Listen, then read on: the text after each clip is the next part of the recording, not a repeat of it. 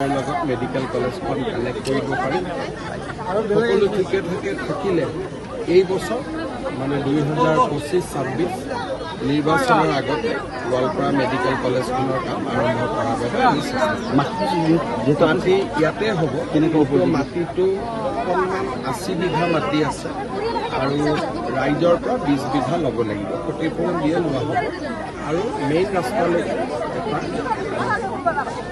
Road এটা ওলাব লাগিব। গতিকে তাতো অলপ মাটি ল'ব লাগিব 50 মিটাৰমান। সেইখিনি হ'লে প্লটটোত বাকী অসুবিধা তাপ শক্তি প্ৰকল্প এটা আপুনি সেইটো কাৰণে এতিয়া যাম মাটিটো চাব এটা কি আছে নাই এবাৰ চেষ্টা কেনেকুৱা সেইটো যদি ইয়াত হয় তেতিয়াহ'লেতো পৰিৱেশটোৱে সলনি হৈ যাব। প্ৰায় 20-25 হাজাৰ কোটি টকাৰ ব্যয় হ'ব। 25,000-30 হাজাৰ ল'ৰা ছোৱালীৰ কৰ্মসংস্থাপন ওলাব যদি হয়।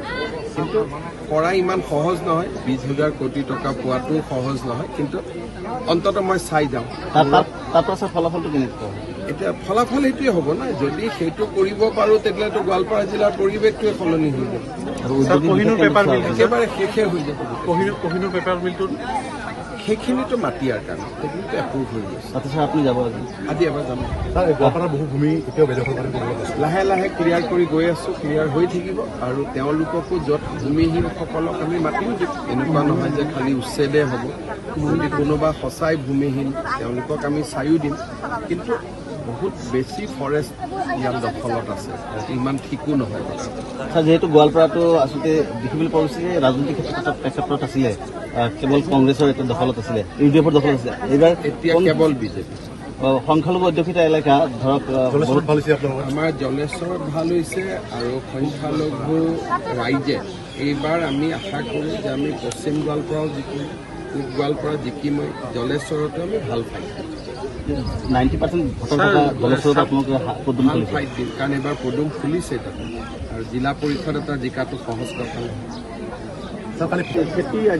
খেতি প্ৰধান জিলা ইয়াত প্ৰতিটো মুহূৰ্ততে বনৰীয়া হাতীয়ে খেতিয়কসকলৰ ইয়াৰ কাৰণে বহুত জেগাত বহুত প্ৰয়োগ হৈছে। ছ'লাৰ ফেন্সিঙো কৰা হৈছে আৰু কিছু নেপিয়াৰো গ্ৰাছ ৰুব লাগিব। আমি পৰিকল্পনা কৰি আছোঁ। হাতী ওলাই আহে খাদ্যৰ কাৰণে। যদি আমি হাতীৰ খাদ্যৰ ব্যৱস্থা কৰিব পাৰোঁ তেতিয়াহ'লে তেওঁলোকে হাতী মানুহৰ সংঘাতটো নহয়গৈ। সেইকাৰণে আমি অলপ ব্যৱস্থা চিন্তা কৰি আছোঁ। 2-এটা জেগাত সফলো হৈছোঁ। নগাঁও জিলাত আমি নেপিয়াৰ গাছ ইয়াত বহুত বেছি ভালকৈ ৰুব লাগিব। হাতীয়ে খাদ্য পাই গ'লে আৰু মানুহক দিগদাৰী নকৰে। 26 প্লেন গোৱালপাৰাত আমাৰ সংগঠনৰ সকলোৱে এটা টীম হিচাপে কাম কৰি আছে আৰু গোৱালপাৰাতে আমাৰ সকলোতকৈ ভাল টীম সকলোৱে মিলি খুব ধুনীয়াকৈ কষ্ট কৰি আছে। গতিকে মই ভাবোঁ বহুত ভাল ৰিজাল্ট হ'ব। জিলাখনৰ উন্নতি নতুন পৰিকল্পনা ছাৰ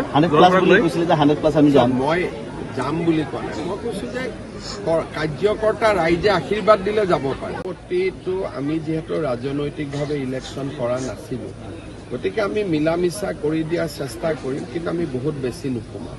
আঞ্চলিক আৰু জিলা পৰিষদটো যিহেতু দলৰ মনোনয়ন জিকিছে গতিকে দলে নিৰ্বাচন